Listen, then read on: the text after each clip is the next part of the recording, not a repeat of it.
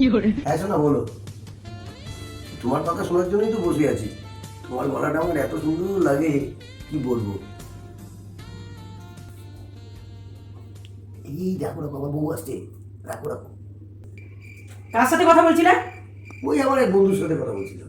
আরে বলো না, কার সাথে কথা বলছিলে? ওই তো আমার এক বন্ধুর সঙ্গেই কথা বলছি। আরে বলো না। বললাম তো আমার বন্ধুর সঙ্গেই কথা বলছি। আরে বলো না, কার সাথে কথা বলছিলে? আমি আমার বন্ধুর সাথেই কথা বলছিলাম। আরে সোজাসুজি ভাবে বলো না, কার সাথে কথা বলছিলে?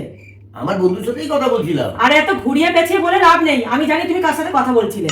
দেখো সত্যি কথাটা বলে দাও, আমি আর পাচ্ছি না তোমার সঙ্গে থাকতে। আমি তাহলে তোমার রাস্তাটা পরিষ্কার করে দেবো। সত্যি বলছো? হ্যাঁ, এবার তাহলে নামটা বলো, কার সাথে কথা বলছিলে? ওই আর কি একটু শিলার সাথে কথা বলছিলাম। আরে না না, ফোনটা করো, আমাকে দাও। না না, তুমি উল্টো পাল্টা বলবে না, বাবা দরকার নেই। আরে দাও না, আমি তোমার রাস্তাটা পরিষ্কার করে দেবো তো, দাও। সত্যি বলছো? হ্যাঁ।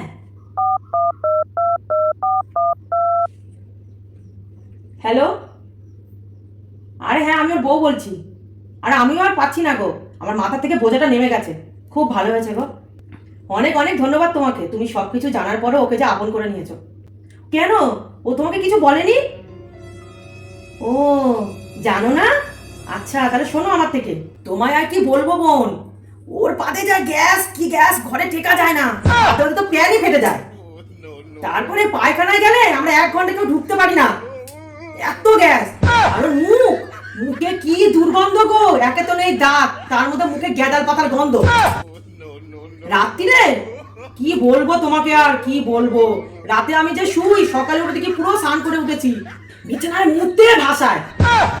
অনেক ধন্যবাদ তোমাকে। হ্যালো হ্যালো হ্যালো, ফোনটা কেটে দিল কেন?